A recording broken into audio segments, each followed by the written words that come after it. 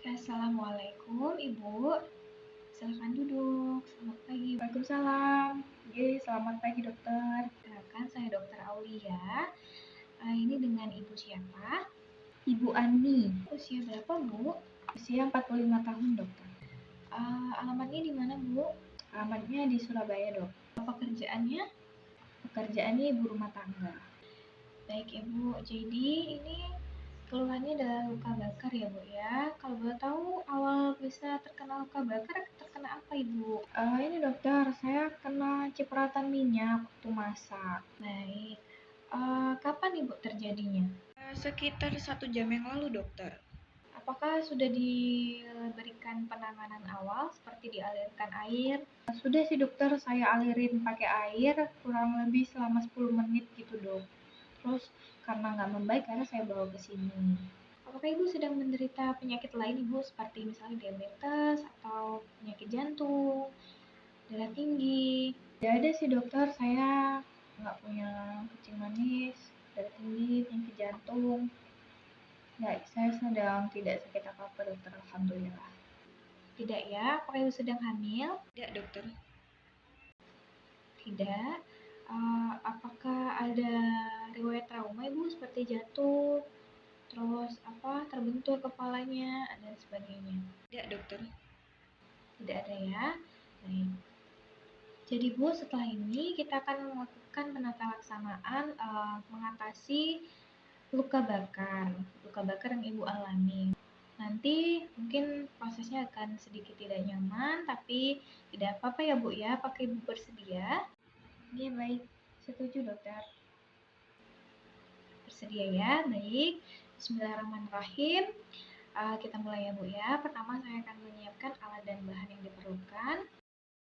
Obat analgetik injeksi atau suppositoria, handscoon dan masker, alas perlekatan pad, gunting jaringan dan pinset sirogi, cairan infus NaCl 0,9%, salep luka bakar, sofratule dan kasa steril, serta perban gulung. Lalu mencuci tangan secara WHO.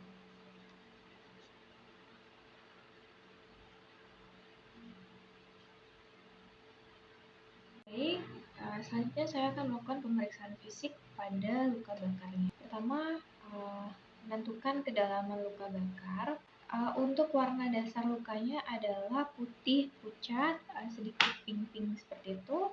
Pemeriksaan sensasinya menggunakan jarum suntik yang berukuran 21 ditekan perlahan-lahan ke daerah lukanya. Seperti ini. Apakah sakit Ibu? Rasa nyeri? Tidak seberapa nyeri ya Bu ya. Baik. Selanjutnya adalah pemeriksaan capillary refill time menggunakan cotton bud steril.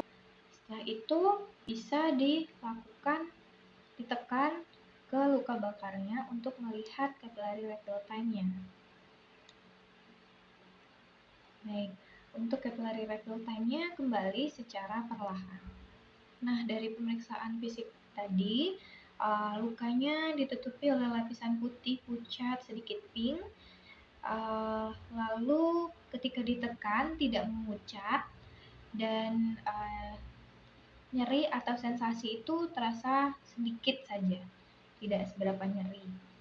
Jadi kesimpulannya adalah ini merupakan luka bakar derajat 2 atau DIP. Baik, selanjutnya adalah menentukan luas luka bakar. Nah, untuk yang ekstremitas superior dextra, ini bisa kita hitung menggunakan Lund and Broder chart. Bisa dilihat pada ekstremitas superior dextra, ini sekitar 2% dan 1%, berarti 3%. Lalu pada ekstremitas superior sinistra, yang anterior maupun superior itu juga terkena, berarti 2%, 2%, 1%, 1%, 4, 5, 6, 7% untuk ekstremitas superior sinistra. Lalu ekstremitas inferior dextra 1%, berarti kalau di total 3, 1, dan 7 berarti adalah luasnya 11%. Ini adalah menentukan tingkat keparahan luka bakar. Karena luka bakarnya tadi adalah derajat 2 dengan luas luka bakarnya kurang dari 15%, yaitu 11%, maka luka bakar ibu ini termasuk luka bakar ringan. Untuk penata laksanaan dari pasien ini, karena ini termasuk adalah luka bakar derajat 2B, maka ini merupakan indikasi untuk dilakukannya rujuk. Setelah menggunakan handscoon steril, kita lakukan pencucian luka bakar menggunakan kasa steril dan larutan NaCl. Nah, dan ini dilakukan berulang kali sampai lukanya bersih. Nah, selanjutnya adalah melakukan debri demang dengan menggunakan pinset chirurgis dan gunting steril. Nah, ini diambil jaringan-jaringan yang nekrotik, lalu kita buang. Semuanya sampai bersih. Kemudian kita lakukan cuci luka lagi menggunakan kasa steril dan NaCl. Kita oleskan salep luka bakar di atas luka bakarnya. Bisa menggunakan kasa steril lalu dioleskan atau langsung dioleskan menggunakan tangan. Nah, kita usapkan salepnya sampai merata. Nah, setelah itu kita tutup menggunakan soflatul. Ditutup menggunakan soflatul dan di atasnya diberikan kasa steril lagi. Nah, setelah itu baru kita gulung menggunakan perban gulung atau perban elastis. Nah, manajemen tata laksana luka bakar sudah selesai. Selanjutnya kita lepaskan handscoon steril dan kita atur resusitasi cairan yang dibutuhkan pasien. Untuk pada kasus ini, karena pasien berat badannya dari 50 kg, kita berikan ringer laktat menggunakan perhitungan 4 ml per kilogram berat badan per persen luas luka bakar. Jadi 4 ml dikalikan 50 kg dan dikalikan 11%. Hasilnya adalah 2.200 ml.